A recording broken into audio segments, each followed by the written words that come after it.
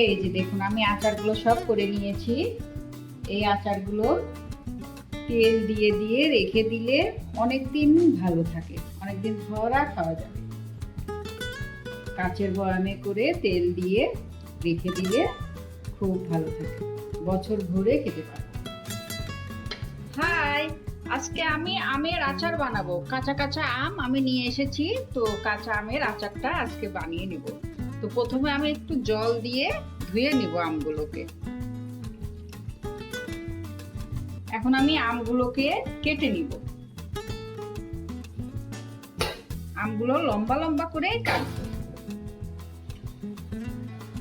এরকম করে ফালি দিয়ে দিয়ে লম্বা করে কেটে নিব।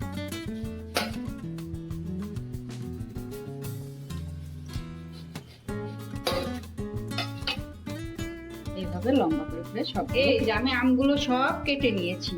কিছুটা আম আমি বড় বড় করে লম্বা লম্বা করে কেটেছি, আর কিছুটা আম আমি ছোট ছোট করে কেটে নিয়েছি। এখন আমি এই আমগুলোতে লবণ হলুদ দিয়ে মেখে ভেজে নেব। তো আমি লবণ হলুদ দিয়ে দিচ্ছি। লবণ দিয়ে দিচ্ছি আগে, একটু বেশি করেই লবণ হলুদটা দিতে হবে। দিয়ে মেখে কিছুক্ষণ রেখে তারপরে ভেজে নেব।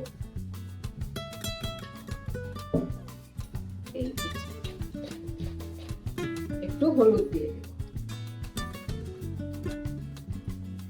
কাঁচা আমের আচার দিয়ে খেতে খুব ভালো লাগে। এগুলোকেও মেখে যে আমি আচারের মধ্যে দেওয়ার জন্য মশলাগুলো নিয়ে নিয়েছি। শুকনো লঙ্কা, সরিষা, মেথি, তারপরে জিরা আর ধনা, এগুলো একটু ভালো করে ভেজে গুঁড়ো করে নেব। আমি কড়াইটা উঠিয়ে দিলাম। এখন আমি এর মধ্যে সরিষার তেলটা ঢেলে দেব। সরিষার তেলটা একটু বেশি লাগবে, আমি আমগুলো ভালো করে ভেজে নেব, তো একটু বেশি করেই তেল দেব। এই যে আমার তেলটাও গরম হয়ে গেছে। আমি আমগুলো লবণ হলুদ দিয়ে সুন্দর করে মেখে নিয়েছি। এখন আমি সবগুলো আম ভেজে নিব তেলে। ভেজে উঠিয়ে নিয়ে তারপরে মশলাটা গুঁড়ো করে দেব।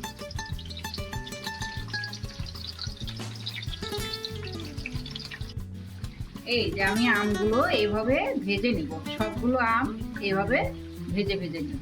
দেখুন এভাবে সবটি ভেজে উঠিয়ে রাখবো আগে।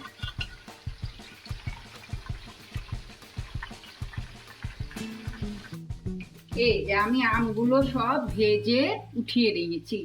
এখন আমি এই তেলের মধ্যে আচারটা বানিয়ে নেব। একটু কাঁচা লঙ্কা দিয়ে দেবো এর মধ্যে। তারপরে এই আমগুলো সব ঢেলে দেব।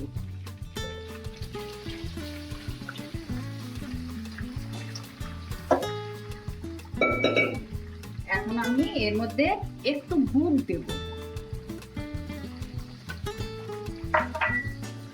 এখন যে মশলাটা বানিয়ে নিয়েছিলাম, গুঁড়ো করে নিয়েছি, মশলাগুলো ছড়িয়ে দিব আচারে।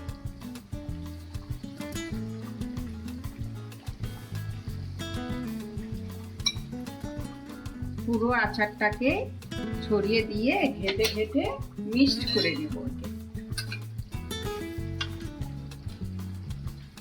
এই যে দেখুন আমার আচার হয়ে গেছে।